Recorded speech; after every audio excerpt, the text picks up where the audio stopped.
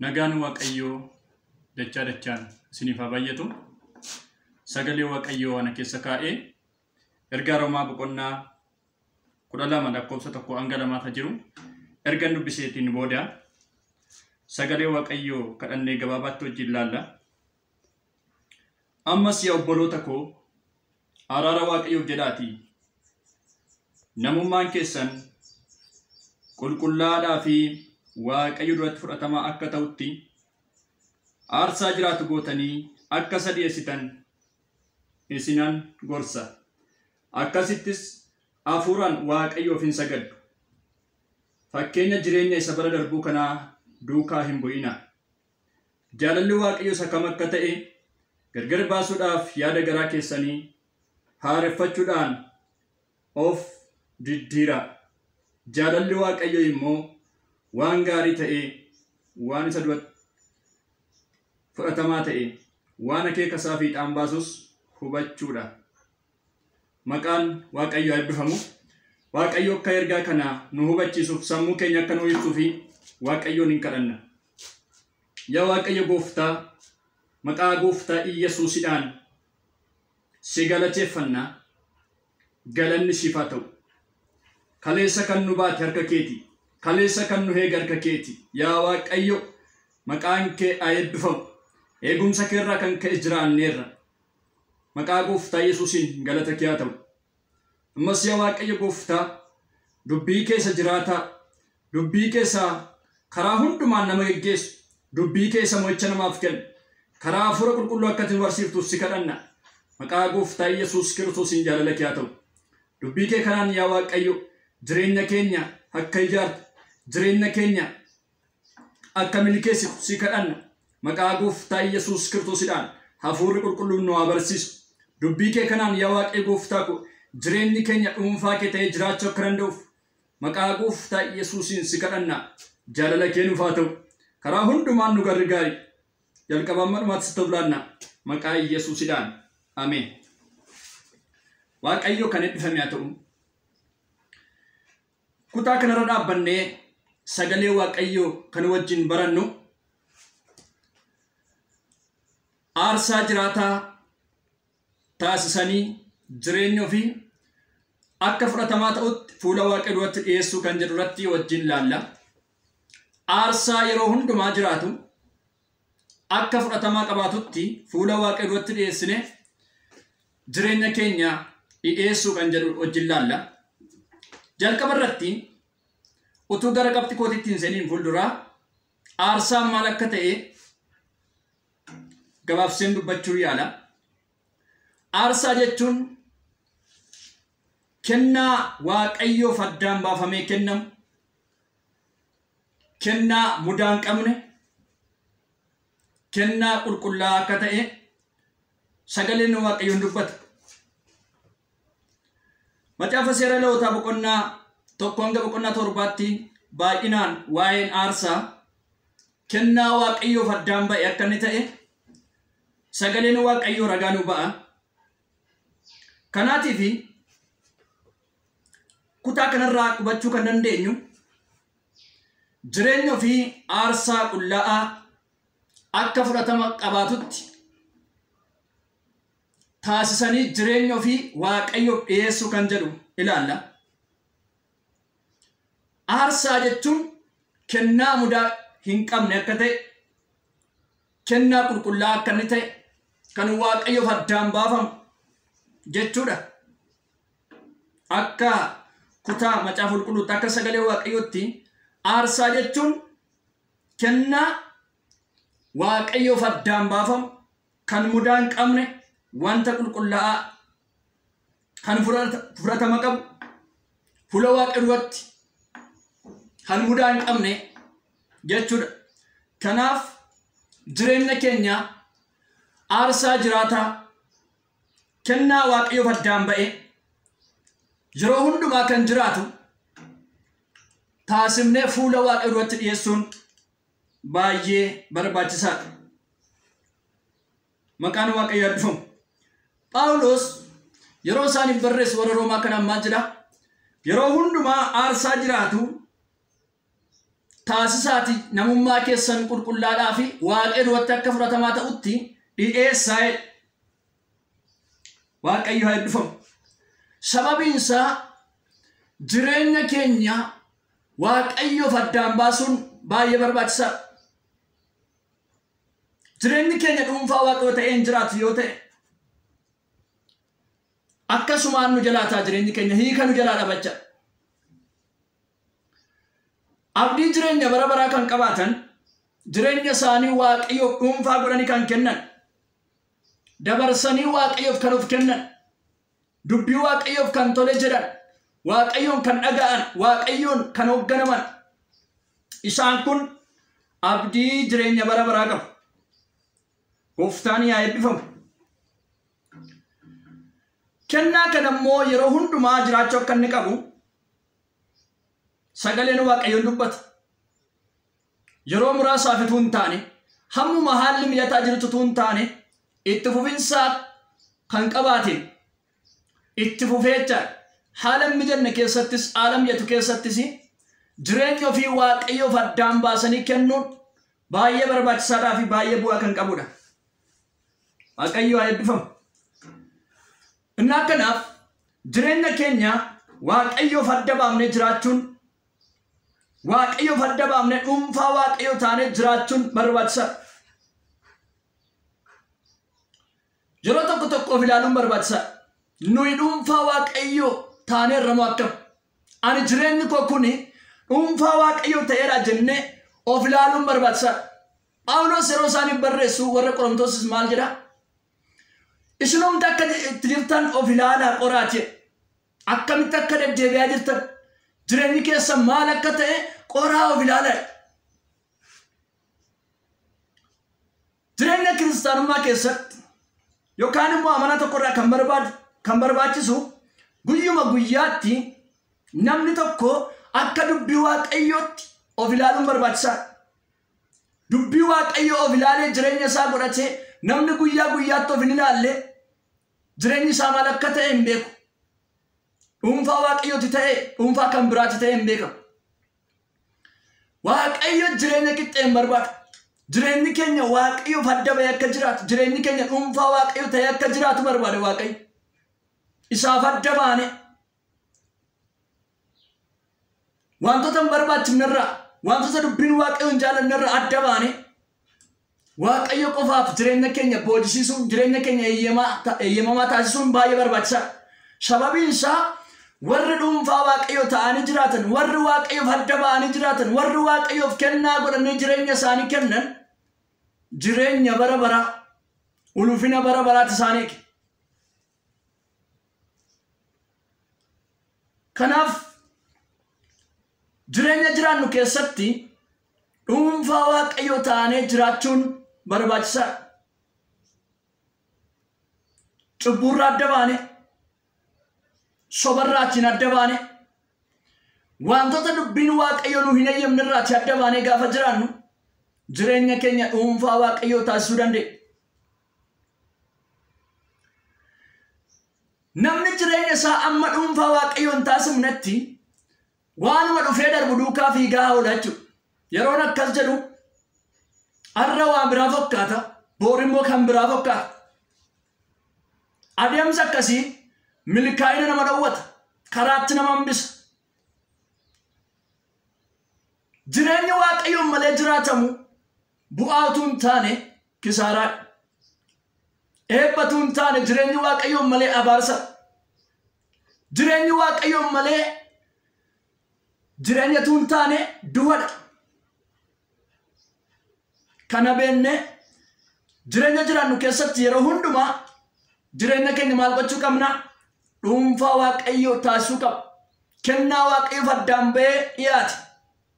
Kennaa qulqullaa'aa, kennaa mudaa hin qabne, kan Waaqayyotti gammadu taasifnee fuula Waaqayyoo duratti dhiyeessuun baay'ee barbaachisaadha. Yoo akkas ta'e jireenya keenya Waaqayyoof yoo kennine eebba nu eeggata, jireenya nu eeggata, ulfina nu eeggata. Warri Waaqayyoof jireenya isaanii dabarsanii kennan baroota keessatti macaafa qulqulluu gaafa dubbifannu hin salphanne hin qaanamu karaatti namne hin yellaasifamu.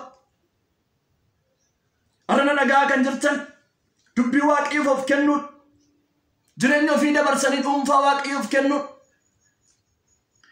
dhuunfaa Waaqayyoo ta'anii dhiyaachuun ulfinatti akka nama geessu hubachuun barbaachisaa. Jireenya akkasumaanii jireenyi Waaqayyoon malee karaatti nama hambisa, galgala namaaf hokkisiisa, dheekkamsaaf nama qopheessa. Kanaaf obboloota koo dubbii Waaqayyoof adda baasuun barbaachisaa. Dubbii Waaqayyoo dhagahuun barbaachisaa. Jireenyi keenya qulqullaa'uu kan danda'u, jireenyi keenya aarsaa yeroo hundumaa jiraatu kan fudhatamaa ta'uudhaaf Waaqayyoon dhagahuun barbaachisaa. Dubbii Waaqayyoof tole jechuun barbaachisaa. Dubbii Waaqayyoo kana kan ulfeessan, dubbii Waaqayyoo kana kan dhaga'an, hin salphanne, hin qaanofne, Waaqayyotu isaan gargaara. Waaqayyotu ulfinaan isaan ga'a. Kanaaf jireenya keenya maal gochuu qabna? Aarsaa yeroo hundumaa jiraatu taasifnee akka fuula Waaqa duratti fudhatamaa ta'utti dhiyeessuudha. Akkamittiin jireenya keenya aarsaa yeroo hundumaa jiraatu kan qulqullaa'aa ta'e kan fudhatama qabu taasifnee akkamittiin dhiyeessuu dandeenya fuula Waaqa duratti? Qabxiinni tokkoffaani fakkeenya jireenya isa bara darbuu duukaa bu'uu dhiisuudha. Phaawulos maal jedha lakkoofsa 2 irraati? Fakkeenya jireenya isa bara darbuu kana duukaa hin bu'ina. Fakkeenya jireenya isa bara darbuu keessa kana duukaa maal hin ta'ina? Hin bu'ina. Nuus jireenya keenya dhuunfaa Waaqayyoo taasisuudhaan maal gochuu qabna? Wantoota dhufanii darban gaarummaa fakkaatanii ammeenya kan ta'an akka dubbii Waaqayyootti isaan duukaa bu'uu dhiisuudhaan, kan Waaqayyoon jaallanne duukaa bu'uu dhiisuudhaan maal ta'uu dandeenya? Jireenya keenya dhuunfaa Waaqayyoo taasisuu dandeenya. Phaawulos maal jedha? Fakkeenya dhufee darbu kana duukaa hin bu'ina. Sababiin isaa namni al tokkotti waa lama duukaa bu'uu hin danda'u. Yoo isa tokko duukaa bu'e isa kaan duukaa bu'uu hin danda'u. Sababiin isaa miila lama qabaataniif muka lama yaabbachuun hin danda'amu akkuma jedhamu. Nuus Gooftaadhaaf jireenya keenya dhuunfaa taasifnee dhiyeessuu gaafa barbaannu maal gochuu nurra jiraata? Fakkeenya dhufanii darban yeroo jedhu sagalee Waaqayyoo wantoota hin barbaachifne, wantoota gaarii hin taane, wantoota dubbii Waaqayyootiin hala ta'an isaan kanarraa maal gochuu qabna? Deebi'uudhaan. Jaalala Waaqayyoo kan hin taane duukaa bu'uu dhiisuudhaan, bara duukaa fiiguu dhiisuudhaan jireenya keenya maal gochuu dandeenya? Dhuunfaa Waaqayyoo taasisuu dandeenya. Sababiin isaa baroota keessatti sagalee Waaqayyoo akka jedhutti bara nu amma kana keessa jiru kana keessatti wantoonni dubbii Waaqayyoo duukaa waliin simanne, walii hin galle baay'achaa mul'achaa akka isaan jiraatan dubbata. Namni tokko wantoota mul'ataa deeman kana duukaa yeroo adeemu jireenya isaa Waaqayyoo dhuunfaa godhee kennuu hin danda'u. Sababa kanaaf nuyi maal gochuu qabna? Wantoota dhufanii darban kana duukaa bu'uu dhiisuudhaan jireenya keenya maal gochuu dandeenya? Aarsaa yeroo hundumaa jiraatu kan Waaqayyo itti gammadu taasisuu dandeenya jechuudha. Akkasittiin Waaqayyo jireenya keenyaan hin galateeffamu. Jireenya nu jiraannuun Waaqayyo hin kabajamu. Yoo maal ta'e? Yoo nuyi wantoota Waaqayyo hin jaallanne duukaa bu'uu yoo dhiifne, wantoota dhufanii darban duukaa deddeebi'uu yoo dhiifne, yaada keenya isaaniif ergisuu yoo dhiifne, qalbii keenya isaaniif kennuu yoo dhiifne, Waaqayyo qofaaf jireenya keenya gaafa kenninu Waaqayyo jireenya keenyaan galateeffamu. Waaqayyo jireenya nu jiraannuun kabajamu. Yeroo ilaallu Waaqayyo jireenya kootti gammadeera laata jennee of gaafachuu danda'u irra jiraata. Karaa keenyaan sababa keenyaan Waaqayyoon galateeffamu moo akkamidha? Innaa jireenya jiraannu keessatti akka Waaqayyo nuun ulfaatu, akka Waaqayyo nuun galateeffamu hojjechuu danda'u nurra jiraata. Maal gochuudhaan? Wanta Waaqayyo hin jaallanne irraa deebi'uudhaan, cubburraa adda bahuudhaan, jireenya waliin makaa irraa adda bahuudhaan, dhuunfaa Waaqayyo ta'uudhaan, Waaqayyoon kabachiifne, ulfina Waaqayyo mul'ifne jireenya akka argannuufi waaqayyo gooftaan hunduma keenya gargaara. Inni lammaffaani dhuunfaa waaqayyo ta'uudhaaf yookaan immoo aarsaa jiraataa yeroo hundumaa kan jiraatu ta'uudhaaf fuula waaqayyo duratti jireenyi keenya fudhatama akka qabaatu taasisuudhaaf maal gochuu qabna? Jaalalli waaqayyo isa kam akka ta'e adda baafachuu qabna. Waaqayyo isa kam jaallata jennee qorree ilaaluudhaan jaalala waaqayyo kan immoo eessaa argannoo jenne dubbii waaqayyo itti nutti hima. Jaalalli waaqayyo maal akka ta'e sagalee waaqayyo nutti hima. Akkasumatti jiraanne yoo ta'e akkasumatti waan hojjennu walumatti qabnee hojjennoo ta'e jaalalli waaqayyo maalidha jennee addan baafnu yoo ta'e kiyyoo keessa lixuu dandeenya. Yookaan immoo wantoota waaqayyotti hin tolle keessa galuu dandeenya jechuudha. Maal jedha Phaawulos? Jaalalli waaqayyo isa kam akka ta'e gargar baasuudhaaf maal gochuudhaaf? Jireenya keessanii aarsaa jiraataa taasisuudhaaf qulqullaa'aa taasisuudhaaf maal gochuu qabdanii? Jaalala waaqayyo gargar baafadhaa. Kanaaf utuu hin dubbatin dura wanta dubbadha kana waaqayyo hin jaallataa jennee itti yaaduu danda'u nurra jiraata. Utuu hin hojjetin dura wanta hojjechuudhaaf karoorse kana waaqayyo hin jaallataa jennee itti yaaduu danda'u nurra jiraata. Addan baafanni yoo ta'e waanuma nutti dhufetti hirmaataa oolla yoo ta'e maal ta'uu dandeenya? Cubbuu keessa galuu dandeenya. Wanta waaqayyo hin jaallanne keessatti kufuu dandeenya. Kanaaf maal gochuu qabna? Jireenya keenyaan waaqayyo akka kabajamuuf aarsaa jiraataa ta'uudhaaf aarsaa yeroo hundumaa jiraatu aarsaa qulqullaa'aa ta'uudhaaf kan waaqayyotti gammadu ta'uudhaaf maal gochuu qabna? Jaalala waaqayyo gargar baafachuu nurra jiraata. Waaqayyo isa kam jaallata? Waaqayyo immoo isa kam jibba jennee adda baafanne erga jennee booda maal gochuu qabna? Jaalala waaqayyo kana duukaa bu'uudhaan jaalala waaqayyo hojjechuudhaan jaalala waaqayyo raawwachuudhaan gargar baasuu qofti gahaan ta'u. Erga jaalala waaqayyo hubanne adda baafanne booda maal gochuu nurra jiraata?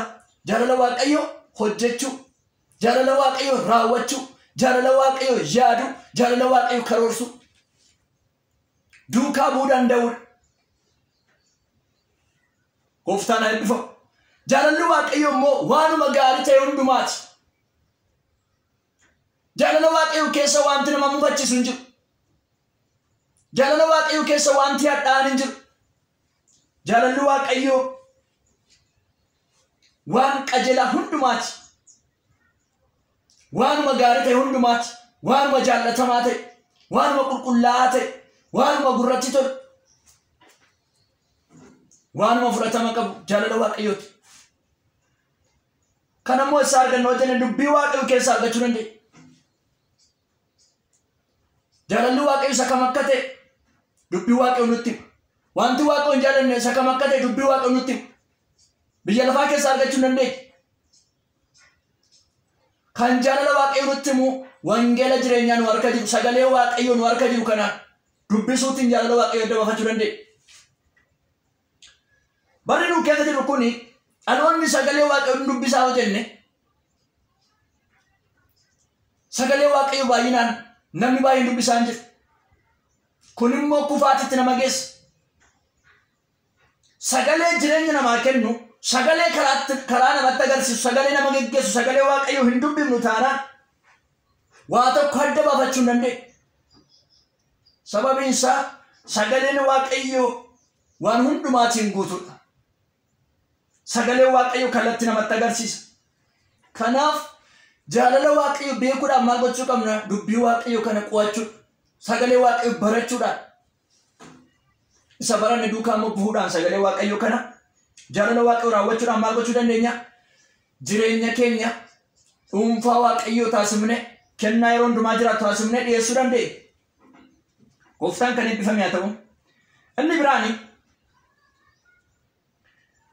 jireenya keenya aarsaa jiraataa yookiis immoo kennaa mudaa hin qabne taasifne fuula waaqayyo duratti dhiyeessuudhaaf maal gochuu qabna?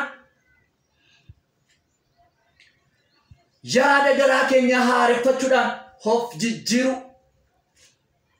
Yaada garaa keenya haareffachuudhaan maal gochuudhaan? Of jijjiiruudhaan.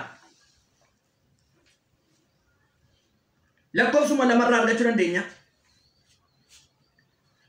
Yaada garaa keessanii haareffachuudhaan maal godhaadha? Of jijjiiraa. Galanni Gooftaaf haa ta'u.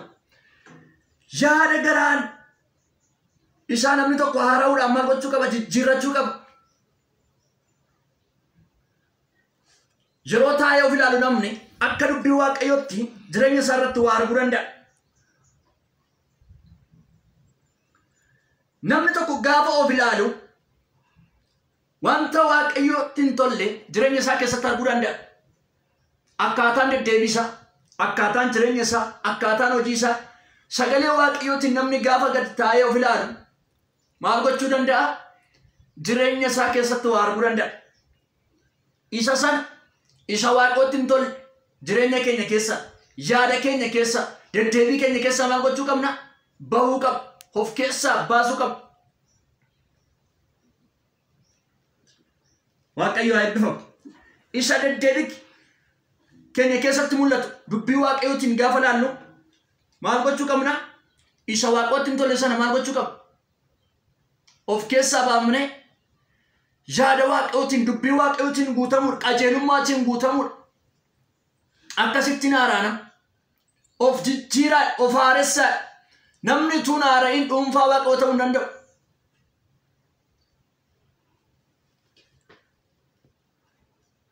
Lafa tokko irratti namni fakkeenyaaf yoo waa hojjechuu barbaade wanta bu'a qabeessa ta'e lafa sana irratti hojjechuu misoomsuu barbaade jalqaba irratti wanta lafa sana irra jiru daggalaa fi wantoota hin barbaachifne walitti haruudhaan maal gochuu danda'a? Gubuu danda'a, irraa kaasuu danda'a, irraa barbadeessuu danda'a. Lafa sana irratti wantoota hin barbaachifne lafa sana irratti misoomuudhaaf maal gochuu qaba namni? Jalqaba lafa sana haaressuutu irra jira. Wantoota hin barbaachifne irraa kaasuutiin, irraa guuruutiin, irraa gubuutiin. Isaan booda sanyii sanaaf mijataa akka ta'utti lafa sana irra deddeebi'eetu bulleessuu danda'a. Barbaachisaa. Akkasumatti namni sanyii gaarii yookiis immoo sanyii bu'aa qabu lafa irratti hin facaasu, daggalatti hin facaasu, qoraattiitti hin facaasu. Qoraattii yoo jiraate balleessuutu irra jiraata. Daggalli yoo jiraate irraa kaasuutu irra jiraata. Akkuma kana jireenya keenya keessatti haara'uudhaan maal gochuun irra jiraata? Kan Waaqayyo hin jaallanne laphee keenya keessa yoo jiraate, jireenya keenya keessa yoo jiraate, deddeebii keenya keessatti yoo argame maal ta'uudhaan? Of keessaa baasuudhaan dubbii Waaqayyo isa nu geggeessu, dubbii Waaqayyo isa jireenya nuuf kennu of keessatti fudhachuudhaan, isaaf jiraachuudhaan jireenya keenya maal gochuu dandeenya? Dhuunfaa Waaqayyo taasifnee dhiyeessuu dandeenya. Dhuunfaa Waaqayyo taasifnee dhiyeessuu dandeenya. Of haaressuudhaan, of jijjiiruudhaan. Gooftaan keenya Yesuus Kiristoos haaromnee akka jiraannuuf, nama haaraa taanee akka jiraannuuf nu waama. Jireenyi Gooftaa malee jireenya bu'aa hin qabne. Jireenyi utuu haara hin deddeebi'an. Yaada garaa ofiituu jijjiiratiin kan deddeebi'an. Jireenya bu'aa hin qabnee fi jireenya hiika hin qabne. Kanaaf hubachuu kan qabnu haara'uun danda'u nurra jiraata. Yaada garaa keenya haareffachuu nurra jiraata. Wanta Waaqayyotti hin tolle of keessaa baasuudhaan. Dhugaa sagalee Waaqayyoo duukaa deddeebi'uudhaan haareffamuu dandeenya. Kennaa jiraataa kan yeroo hundumaa jiraatu kan mudaa hin qabne taasifne jireenya keenya Waaqayyoodhaaf dhiyeessuu dandeenya. Waaqayyo kan eebbifame haa ta'u. Egaa ormatti qabaatti jireenyi keenya dhuunfaa Waaqayyoo ta'ee jiraachuun barbaachisummaa guddaa qaba. Barbaachisummaa guddaa qaba. Namni dhuunfaa Waaqayyoo ta'ee jiraatu guyyaa Gooftaan keenya Yesuus Kiristoos dhufu ulfinaan isa wajjin mul'achuudhaaf jira. Namni dhuunfaa Waaqayyoo ta'ee jiraatu abdii qaba. Jireenya qaba. Jireenyi isaa nagaa qaba. Nagaa kan argachuudhaaf, jireenya argachuudhaaf, dheekkamsa biyya lafaatti dhufu jalaa ooluudhaaf maal gochuu qabna? Jireenya keenya Waaqayyoof dhuunfaa taasifnee jiraachuu qabna. Waaqayyoon ofirratti moosimnee jiraachuu qabna. Dubbii Waaqayyoo dhaga'uun irra jiraata. Akkasumatti deddeebinoo ta'e aarsaa yeroo hundumaa jiraatu utuu hin ta'in jireenyi keenya Waaqa irratti fudhatamaa hin taane yoo ta'e gaariin ta'u. Warri waliin makaa jiraatan, warri dhugaaf saba waliin makaa jiraatan jireenyi isaanii milkaa'aan ta'u. Jireenya isaaniitti yaaddoota isaanii eeggata, dhiphinata isaanii eeggata.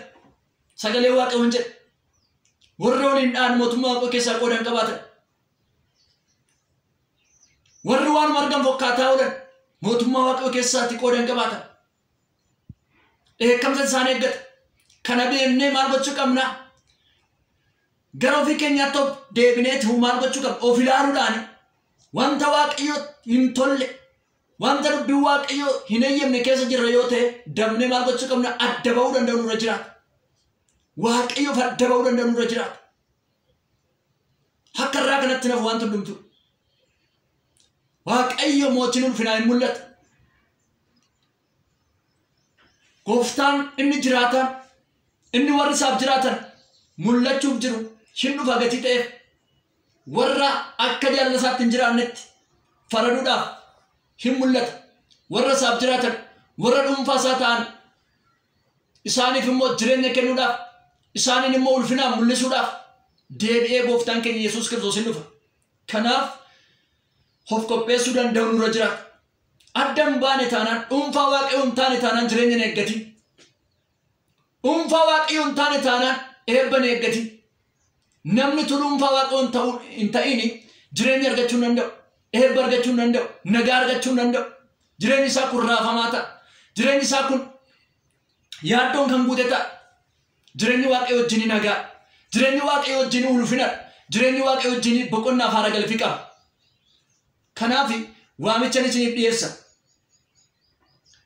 Waaqayyo wajjin jiraachuun jireenya namaaf kenna. Waaqayyo wajjin jiraachuun nagaa namaaf kenna. Waaqayyo wajjin jiraachuun du'a bara baraa nama oolcha.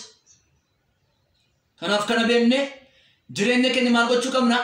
Dhuunfaa Waaqayyo taasisuun nurra jiraata. Jireenya keenya jennee Waaqayyo duwwaatiif kennuun, Waaqayyo duwwaatiif jiraachuun barbaachisaadha. Waaqayyo gooftaan sagalee dhageenya nu haa eebbisu. Waaqayyo akka nu gargaaru sagalee kanaan irratti hundoofne Waaqayyoon hin kadhanna. Yaa Waaqayyo gooftaa, galanni bara baraan siif haa ta'u. Ergaa kee nutti dubbatteetta, sagalee kee nu barsiifteetta. Maqaan kee haa eebbifamu, maqaan kee haa kabajamu. Ammas yaa Waaqayyo siin kadhadha. Bara qabnu keessatti yaa Waaqayyo gooftaa ko dhuunfaa kee taanee jiraachuu akka dandeenyuuf maqaa gooftaa Yesuusidhaan ayyaana nuuf baay'isi. Maqaa Yesuus Kiristoosiidhaan ayyaana nuuf baay'isi. Kiyyoo ta'e kan nu eegu gooftaa ko jireenya keenya bal'eessuudhaaf, jireenya keenya gooftaa ko dheekkamsaaf qopheessuudhaaf yaada kee keessaa kan nu baasu barbaadu kallattii hundumaan maqaa Yesuusidhaan haa rukutamu. Maqaa Yesuusidhaan haa ifatamu. Geggeessa Hafuura Qulqulluu jireenya keenyaaf haa baay'atu. Karaa hundumaa nu gargaari. Yaa gooftaa ko guyyaatti deebitee mul'attutti gooftaa ko ulfinaan mul'achuu akka dandeenyuuf maqaa gooftaa Yesuus Kiristoosiidhaan jireenyi keenya dhuunfaa kee ta'ee jiraachuu akka danda'u maqaa Yesuusiin si kadhanna. Hunduma keenyaaf ayyaana baay'isi. Bara qabnu jireenya qabnu nu eebbisi. Hojii qabnu hundumaa jireenya qabnu hundumaa sitti kennan nu gargaari. Hubannaaf ogummaa ati nuuf kenni. Maqaa Yesuusiin nu gargaari. Sagalee kana waan nuuf eebbifteef galanni siif haa ta'u. Waan nu barsiifteefis ulfinni siif haa ta'u. Bara baraan maqaa gooftaa Yesuusidhaan. Ameen.